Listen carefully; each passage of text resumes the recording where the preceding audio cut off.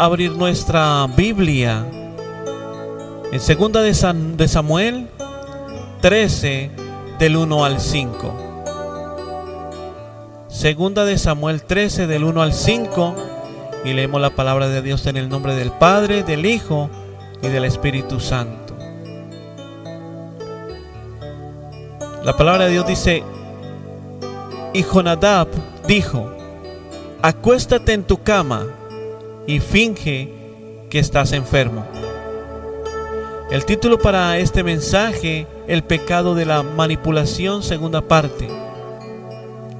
Cuando la manipulación se disfraza de amor, autoridad o espiritualidad.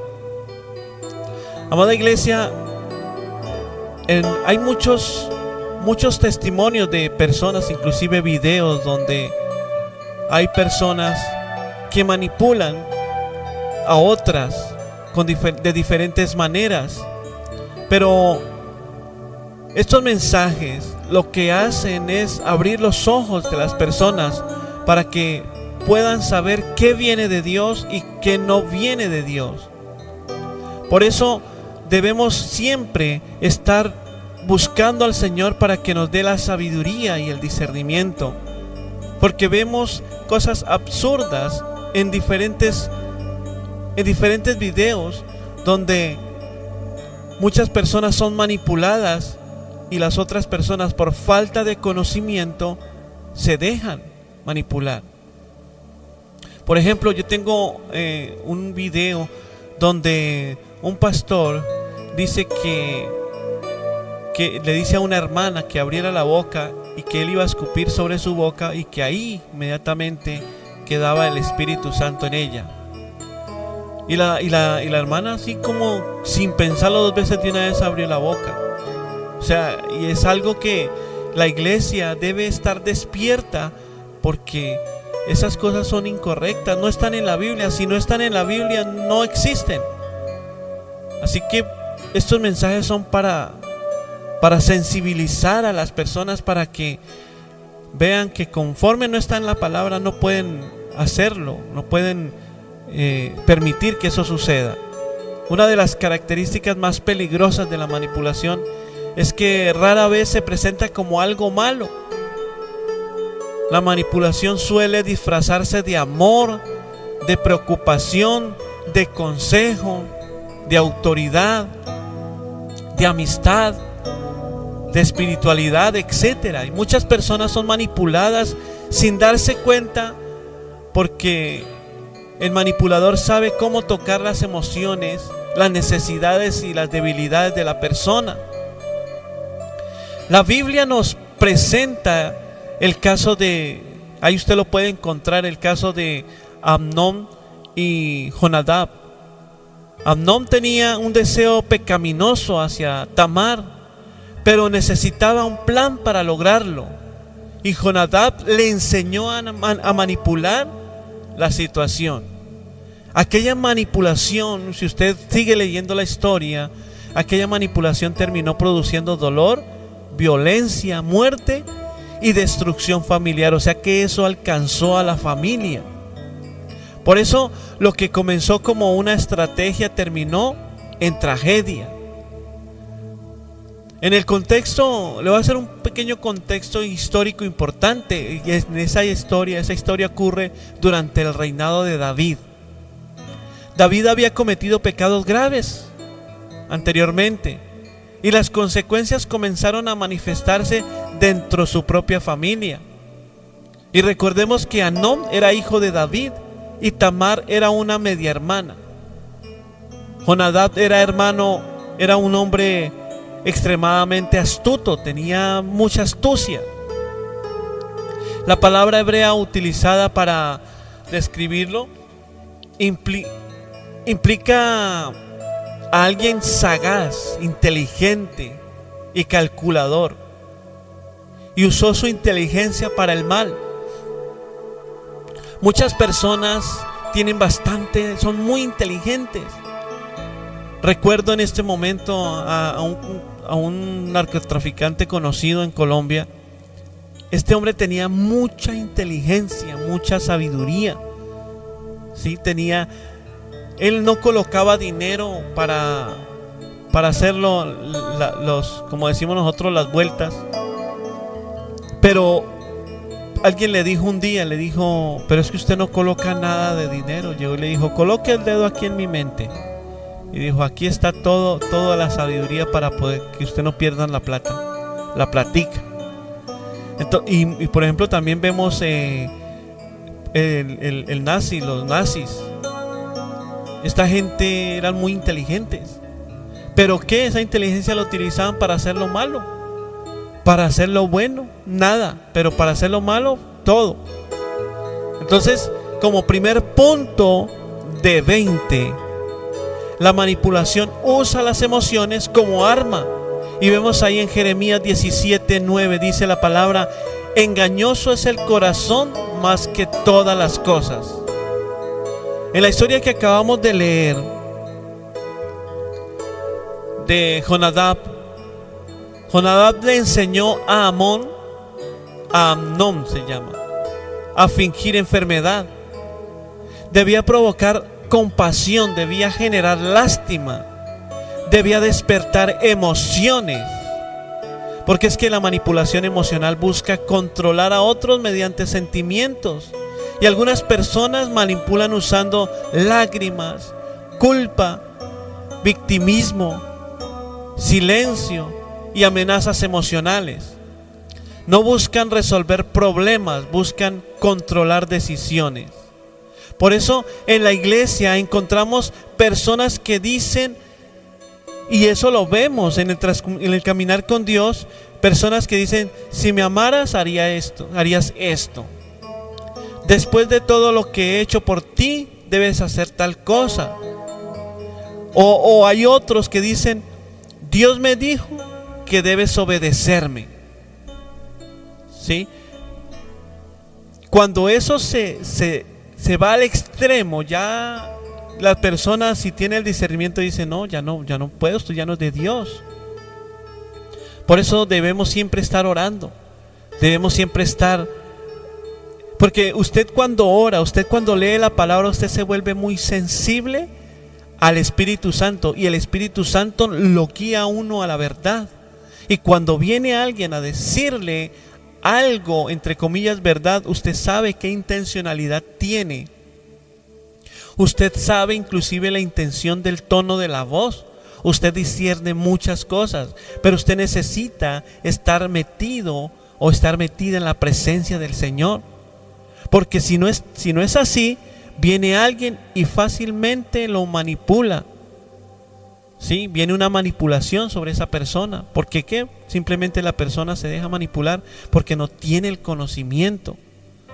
Por eso es importante estar conectado a la presencia de Dios. Por eso debemos tener en cuenta, amada iglesia, que el Espíritu Santo convence. La manipulación presiona. ¿Sí ven la diferencia? El Espíritu Santo convence. Usted dice, oh sí, siento hacer esto. Dios me habló y lo siento. ¿Sí? Y la manipulación es presión. Usted se siente cargado, usted se siente presionado. Dios transforma corazones, pero la manipulación fuerza como comportamientos. Así que cuando dependemos de emociones para controlar personas, estamos demostrando la falta de confianza en la obra del Espíritu Santo. Porque es que el amor inspira, la manipulación obliga. Por eso, como segundo punto, y aquí lo reseño, como segundo punto, la manipulación espiritual es una de las armas más peligrosas. Porque aquí en Mateo 4:6, ¿se acuerdan del enemigo cuando vino a tentar al Señor? Dice, porque escrito está. Satanás intentó manipular a Jesús usando la misma escritura. No negó la palabra, la distorsionó. Por eso la manipulación espiritual ocurre cuando alguien utiliza la Biblia, utiliza profecías, utiliza sueños, utiliza espiritualidad para controlar a las personas. Muchos falsos líderes usan el nombre de Dios para manipular la voluntad y para manipular, inclusive quieren manipular al mismo Dios, diciendo es que Dios tiene que bendecirme. Y ahí debemos tener mucho cuidado, porque cuando nosotros decimos Dios tiene que bendecirnos, inmediatamente prácticamente es como si agarráramos al Señor del cuello a volverlo a nuestra voluntad, porque se nos olvida que Dios es soberano, se nos olvida que Dios es el que tiene la última palabra en cualquier situación, en cualquier decisión. Por eso debemos aprender a distinguir entre el consejo y el control, entre la dirección y la dominación, entre el pastoreo y la manipulación. Por eso es importante estar en una iglesia de sana doctrina, porque cuando llegamos a una iglesia que no es de sana doctrina hay mucha manipulación, porque como no está el Espíritu Santo ahí, quieren manipularlo con palabras, quieren manipular con palabras humanas, porque no se está moviendo el Espíritu Santo. Y una de las manifestaciones del Espíritu Santo en una iglesia es que hay gozo, hay paz, hay liberación. Esas son las manifestaciones de una iglesia de sana doctrina, que se habla del Padre, del Hijo, del Espíritu Santo, y no hay manipulación, porque simplemente se coloca el Espíritu Santo como el pilar importante de la congregación. Por eso usted ve en la iglesia que hay liberación, por eso usted ve en la iglesia que hay gozo, que hay paz, que hay coinonía, que hay bendición. Pero donde no está el Espíritu Santo, ahí hay control de la persona que está al frente, hay una manipulación, porque como no está el Espíritu Santo que convence, entonces por medio de palabras y manipulación las personas empiezan a hablar y empiezan a manipular. Por eso debemos saber que ningún líder debe ocupar el lugar de Dios. El reino de Dios funciona mediante la libertad responsable. Dios guía, Dios corrige, pero nunca viola la voluntad humana. Por eso la verdadera autoridad espiritual siempre produce crecimiento. La falsa autoridad produce dependencia enfermiza. Porque quien usa el nombre de Dios para controlar personas está usando algo santo para su propia carnalidad. Y como tercero y último punto, la manipulación siempre termina produciendo destrucción. Y ahí leemos en Santiago 3:16, dice: porque donde hay celos y contención, allí hay perturbación y toda obra perversa.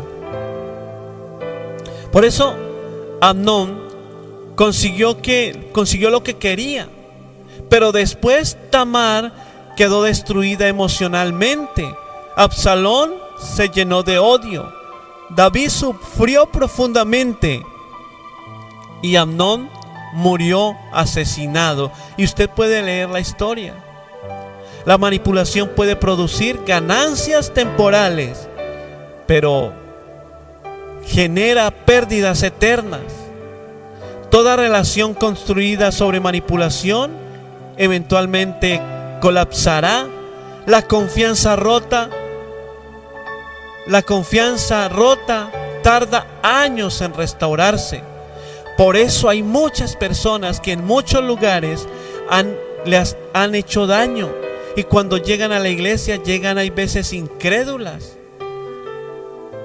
Por eso le pedimos al Señor que nos siga llenando de su presencia, que se siga moviendo en la casa de Dios, para que muchas personas sepan que la iglesia es el epicentro del Espíritu Santo y puedan llegar multitudes.